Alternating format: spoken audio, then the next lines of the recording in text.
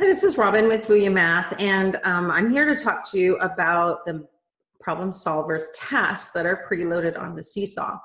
The point is to give you a glimpse of what the slides look like, and if you've never edited before on Seesaw, how you can make these slides your own, and even how to change the story if you need to. So you're going to find, as when you click on the link that's provided, you're going to find that the story is preloaded in your Seesaw, and what you're going to want to do is to make a copy, because you're going to be making changes and you don't want to edit your original, even though you can click on the link and reload it. But the best thing to do is to click on these three dots here.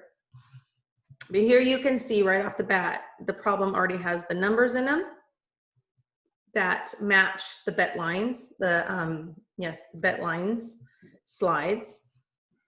The slides are preloaded. Here's the directions, and if you don't like recording your voice, it's okay, because I did it for you. So you're going to click on these three dots. You're going to go to copy and edit activity, and you're going to go ahead and rename it. You might call it Chrysanthemum 2020 if it's the year you're teaching, however you choose to do that. And you're going to go ahead and pull up the slides. If for some reason you aren't liking the problem type, maybe it's an addition problem and you want your students to do subtraction, I have given you the PDF of these problems and a link on how to change your PDF to a PNG. So the PDF, it's an editable PDF. You'll type in the story that you want to happen, and then you'll save it, and then you'll convert that PDF to a PNG. And then that's how you simply, once you have your PNG, you'll go to the camera and you will pick, let me see, the PNG that you want. So like if this, it only lets you load PNGs, okay? So I'm not going to change my PNG, but I'm just trying to give you a brief idea of how you can change the story if you're not liking it. The numbers here are editable. So remember, if you don't like the numbers, you've got to change them on the bet lines, and you've got to change the numbers on the slides. I've already done it for you, but what you need to make sure you do is that you go down here to this finger, and then you click on the numbers, and it'll be locked, so you unlock it, and that's where you can easily change the numbers if you don't like the ones that have been provided for you. You'll need to go through and change. The numbers are provided on every single slide. So you'll need to go through and change the numbers on all the slides if you want different number sets. Now going back to here, the students are going to circle, and again, this is going to take some training, the number choice that they want to solve with. Here for my solution, I find it's very important for kids to label their answers. So once the child has solved the problem, they're going to come back here and they're going to write 6. And how many things, what are we solving for? We're solving for things in our pockets. So they're going to start to learn they can find the word here, or they can just put the letter T and maybe a G. I mean, I get it. Kindergarten is going to be at a point where they can't even label, but by the time you train them, you can at least train them how to do this correctly. They can at least put one letter for the label.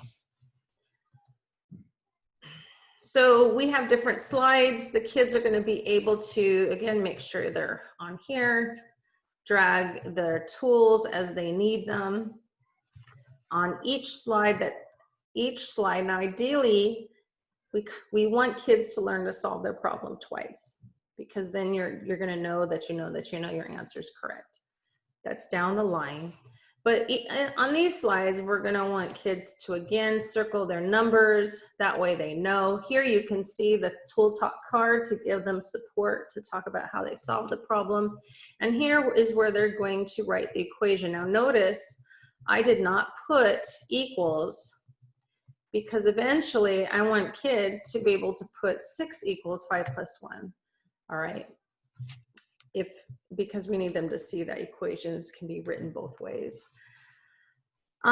So they're going to circle, solve, they're gonna talk about their thinking here with the caption key, they're gonna write their equation.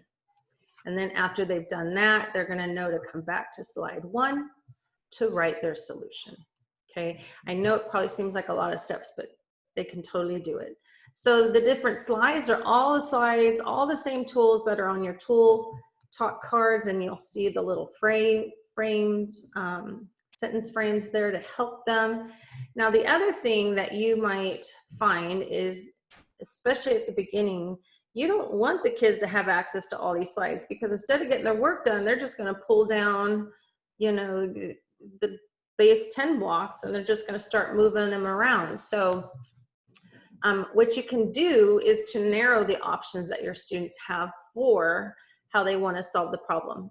So you just go ahead and click on those dots on the slide you want to delete, and it's done, it's deleted. But this is exactly why you want to make a copy, because next year you might teach things in a different order, and you might want to have that Math UC slide. So number line 1 to 120, because these are for K and 1, and drawing it.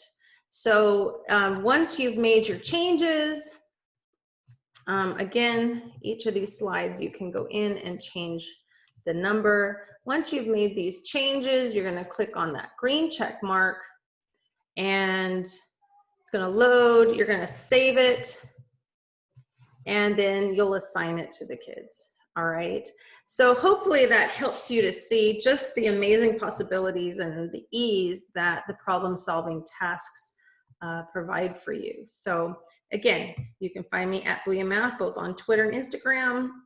You can instant message me, PM me. You can also email me, Robin, R-O-B-Y-N, at booyahmath.com.